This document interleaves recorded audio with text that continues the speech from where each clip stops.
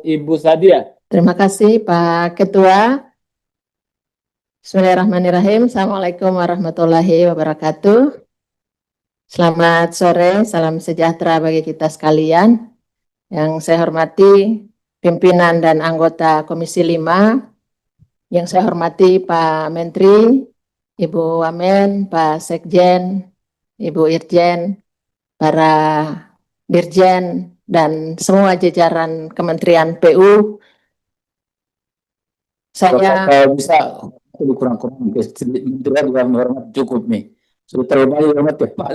Kita sama mereka ini biar cepat. Sudah maghrib soalnya. Saya langsung Pak Ketua.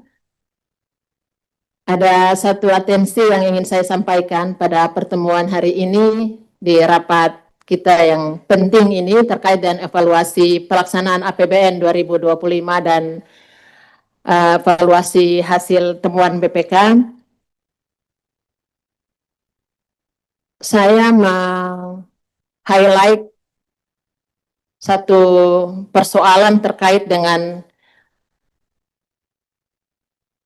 temuan BPK terkait dengan adanya kesenjangan pendanaan operasi dan pemeliharaan irigasi yang sangat besar, di mana realisasi pendanaan OP-nya sekitar 43,82% dari kebutuhan ideal berdasarkan angka kebutuhan nyata operasi dan pemeliharaan. Pak Sekjen, memang ada beberapa catatan yang saya sampaikan, tetapi saya ingin mengambil satu sudut lain dari tahun 2019 tentang sumber daya air. Kebetulan ini Pak Dirjen baru, ya Pak Dirjen SDA yang baru dilantik. Selamat datang. Nah, demikian pentingnya air sehingga dan irigasi sehingga Presiden juga kemudian mengeluarkan impres. Di dalam Senin nomor 17 tahun 2019 disebutkan bahwa air untuk kesejahteraan rakyat, dan undang-undang ini memposisikan air sebagai hak asasi manusia yang pemenuhannya wajib dijamin oleh negara sekaligus menjadi tameng hukum untuk mencegah monopoli dan eksploitasi berlebihan oleh korporasi. Dalam poin prioritas utama untuk hak rakyat, Pak Menteri, kita semua tahu dan telah bersepakat sesuai dengan impres ya bahwa irigasi penting untuk menunjang ketahanan pangan gitu. Tapi ada satu hal yang juga menjadi atensi yang ingin saya sampaikan soal tadi, Pak. Di mana hierarki prioritas utama memanfaatkan air secara tegas untuk keadilan sosial. Nah, ada satu exercise ketika reses dan turun ke masyarakat, beberapa aspirasi yang kami terima, yaitu usulan terkait dengan air bersih dari masyarakat ke Kementerian PU.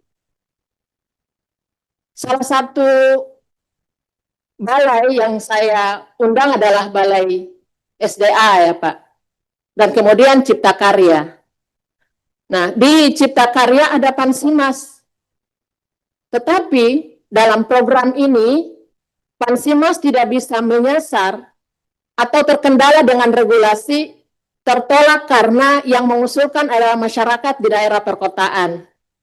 Jadi saya ingin meminta klarifikasi kenapa, apakah ada regulasi yang menutup pintu pemenuhan hak warga terhadap air untuk masyarakat yang ada di daerah perkotaan. Sehingga usulan yang kami usulkan kemarin tidak bisa dimasukkan. Saya ambil contoh Pak, di Kota Tual dan Kota Ambon. Di Kota Tual tidak bisa kita bayangkan bahwa situ daratan itu adalah perkotaan sehingga seluruh masyarakatnya itu menggunakan SPAM atau PDAM gitu. Ada masyarakat yang tinggal daerah-daerah kepulauan, tinggal di daerah-daerah terpencil, di pulau-pulau. Saya berkunjung ke Tam Tayando, itu sangat-sangat kekurangan air. sehingga mereka mengusulkan agar dibangunlah Pansimas gitu. Tapi kemudian terkendala. Begitupun dengan di Kota Ambon di Waiheru yang sudah saya usulkan. Di Balai saya mengusulkan kalau bisa ada celah untuk masuk di dalam air baku gitu. Tetapi juga terkendala karena beberapa program air baku diprioritaskan untuk menunjang ketahanan pangan atau boleh dibangun di daerah-daerah penunjang daerah swasembada pangan gitu. Saya juga bertanya, mana yang harus kita dahulukan dalam hierarki prioritas kebutuhan air untuk masyarakat? Bukankah kebutuhan rakyat harus lebih didahulukan daripada misalnya pertanian dengan tidak mengesampingkan gitu. Minum, cuci, masak untuk kebutuhan rakyat hendaklah menjadi salah satu prioritas kita untuk ke depan gitu. Karena ini adalah evaluasi APBN sehingga masukan-masukan dari masyarakat, masukan dari daerah menjadi salah satu evaluasi bagi kita semua dalam catatan pertemuan ini. Ini sedikit highlight saya, Pak Ketua. Terima kasih. Assalamualaikum warahmatullahi wabarakatuh.